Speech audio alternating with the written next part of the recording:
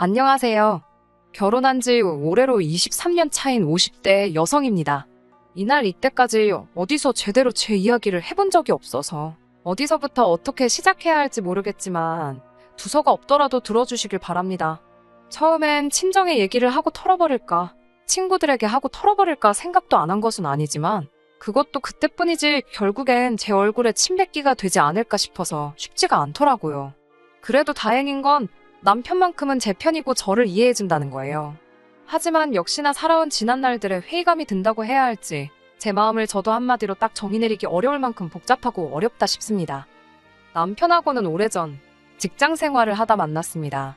남편은 사내에서도 나름대로 인기가 있는 사람이었고 저는 솔직히 예쁜 얼굴은 아니라서 남편처럼 좋다 하는 사람이 있고 그런 것은 아니었어요. 그런데 그렇게 같이 직장을 다닌 지 3년인가 되었을 무렵 남편이 저더러 만나보고 싶다고 하대요. 제 수더분한 성격하고 주변 사람들하고 두루두루 잘 지내는 게 보기가 좋았다면서요. 저는 생각지도 못한 남편의 말에 떨리기도 했고 부담스럽기도 해서 처음엔 남편을 밀어냈는데 그런데 남편이 2번이고 3번이고 다가오는 거예요. 그래서 남편이 저를 정말 좋아하는가 보다 싶어서 결국 사귀기 시작했고 사귄 지 1년도 안 돼서 시댁에 인사가고 그렇게 일사천리로 부부의 영까지 맺게 되었습니다. 남편은 4남매 중 둘째로 위로 형 하나 누나 하나 그리고 아래로 여동생 하나 그렇게 있었어요. 그런데 문제는 시부모님 자체가 재산도 없으시고 노후 준비도 안 되어 있으시다 보니 4남매가 십시일반 돈을 모아 시부모님 생활비를 대고 있었죠. 그렇다 보니 저랑 남편이 결혼할 때도 크게 도움을 주실 형편이 못 되었고요. 저도 이건 처음부터 알고 있었기 때문에 크게 마음을 쓰진 않았습니다. 신혼살림은 제가 살던 자취방에 남편이 자기 옷까지만 들고 와서 시작하게 되었고 차도 제가 처녀적부터 타던 차를 그대로 탔습니다. 시부모님께 받은 거라곤 금으로 된 상가락지가 전부였지만 괜찮았어요. 2분이 워낙에 저에게 미안해하셨고 고마워하셨거든요. 그래서 그 마음만으로도 충분히 위로가 되었달까요. 친정에서는 남자가 가진 것 없이 장가오는 것보다 여자가 아무것도 없이 시집가는 게 나중에 더 흠잡히기 좋다며 남편 쪽 형편과는 관계없이 돈으로 5천을 해주셨습니다. 지금이야 돈이라는 게 흔해져서 5천이 그렇게 큰 돈 같지 않지만 20여 년 전에는 절대로 적지 않은 돈이었어요. 그리고 그 일로 남편은 저희 부모님께 면목이 없다며 몇 번이나 머리를 숙였고 저희 부모님은 그런 소리 듣자고 준 돈이 아니라며 그저 당신들 딸인 저 마음고생은 시키지 말라고 하시대요. 그리고 실제로 남편 한 사람만 놓고 말하자면 제 마음고생을 시키는 일은 거의 없었어요. 술도 안 하지 담배도 안 피지 다른 여자에는 관심도 없지 오로지 일과 가정밖에 모르는 사람이었습니다.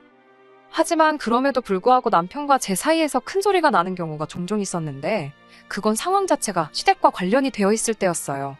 특히나 시부모님이 돌아가신 이후로는 일이 더 복잡해졌지요.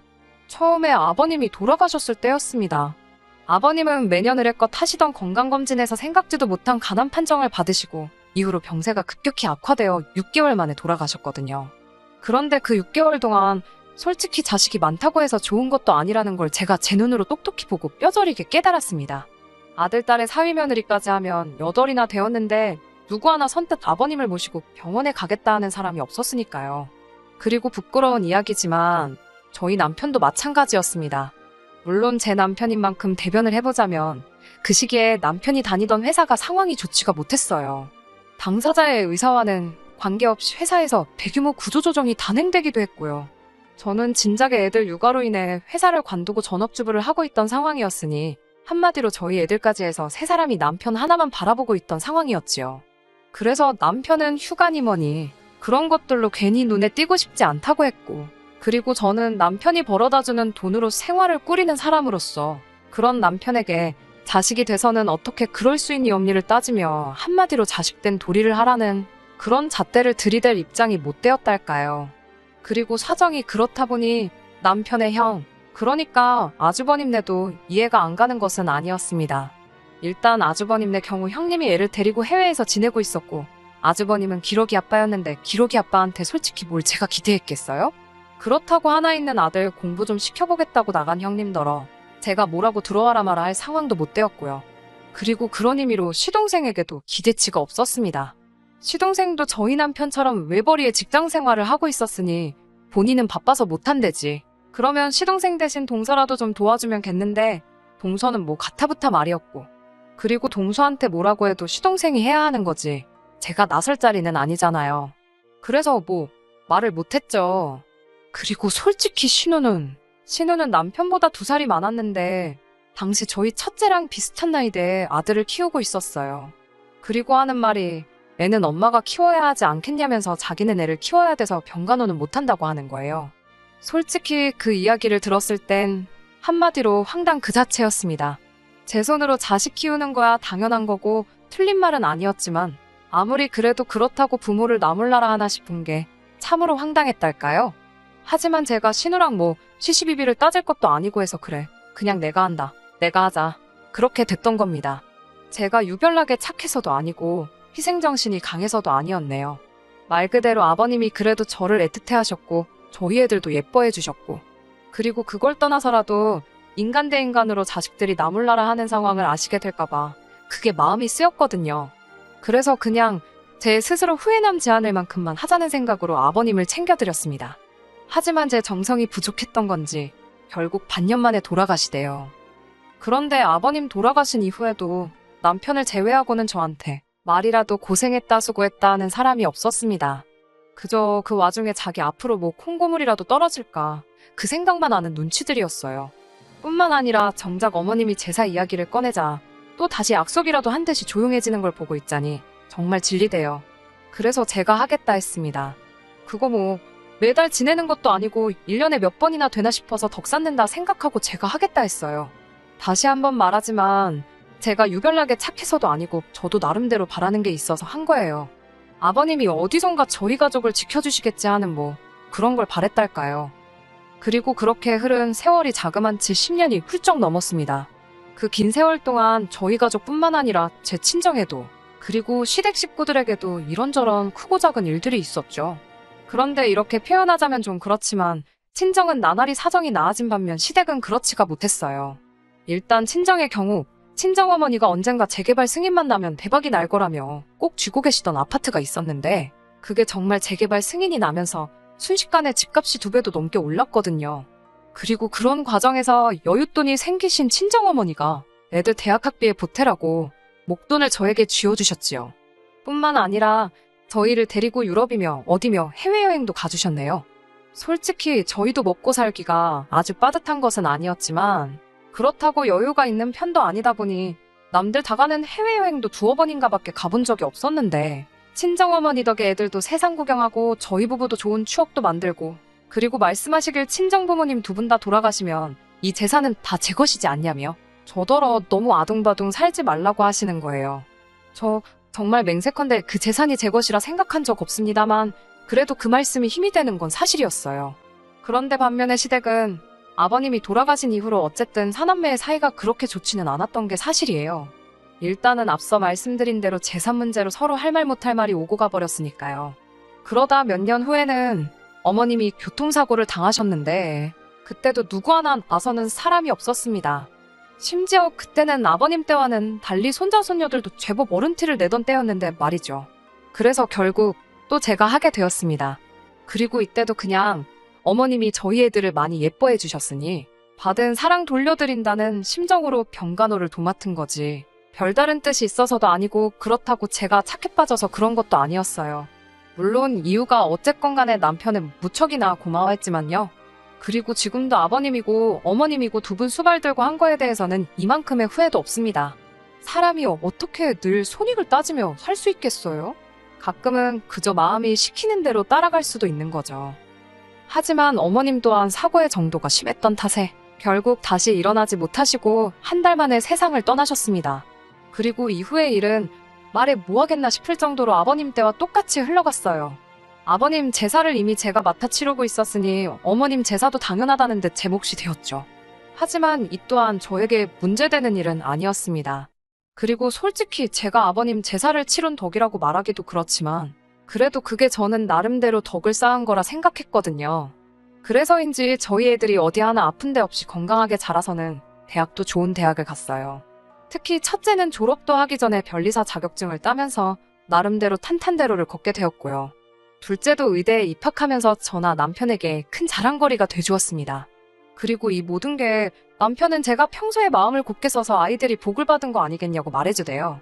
사실 아이들의 노력이 없었으면 불가능했을 일이지만 그래도 가장 가까운 사람이 그 공을 제 몫으로 돌려주니 기분이 싫지만은 않았어요. 그런데 이게 욕먹을 일이 될 줄은 몰랐습니다. 얼마 전에 있었던 일이었어요. 어머님이 돌아가시기 전에 저에게 따로 금부치 몇 개를 남기신 게 있었는데 그때 저더러 다 가지라 하셨거든요. 솔직히 재산적 가치로 치면 돈 1,000만 원이 적다는 건 아니지만 그 정도나 될까 모르겠어요. 하지만 배 아파 낳은 자식들보다 며느리인 제가 헐났다면서 고맙다고 주신 귀한 선물이었습니다. 그런데 제가 솔직히 그걸 차고 다닐 것도 아니고 해서 서랍 한쪽에 보관해뒀었거든요.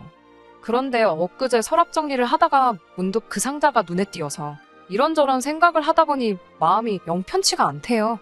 다른 사람은 몰라도 신우는 딸이기도 하니까 어머님이 얼마나 그리울까 싶어가지고요. 원래 모자 사이도 특별하지만 모녀 간엔 말로 설명할 수 없는 뭔가가 있잖아요.